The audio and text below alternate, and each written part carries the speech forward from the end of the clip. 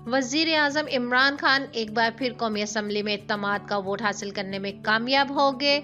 वजीर आजम इमरान खान ने कौमी असम्बली में 178 अरकान असम्बली का इत्तेमाद का वोट हासिल कर लिया।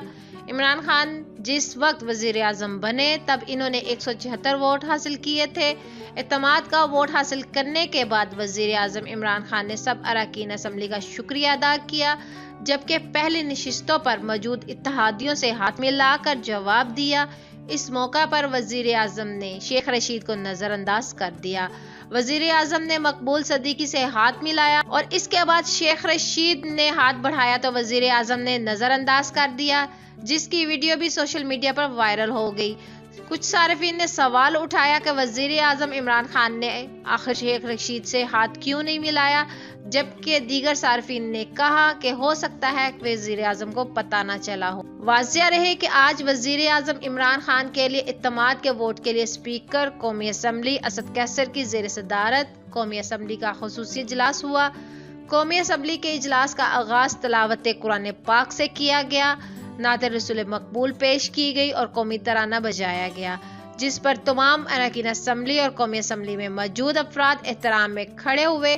वजीर आजम इमरान खान वक्त पर कौमी असम्बली पहुंचे, जहां अरकान असम्बली ने इनका भरपूर इस्तकबाल किया। इस मौका पर मेहमान गैलरी में वजीर आला सिंध मुराद अली शाह के अलावा तीनों वज़ीर आला मौजूद थे। गवर्नर सिंध और गवर्नर पंजाबी गैलरी में मौजूद थे, जबकि मुआवन खसूसी फरदौस आशिक अवान भी मेहमान गैलरी में मौजूद थे।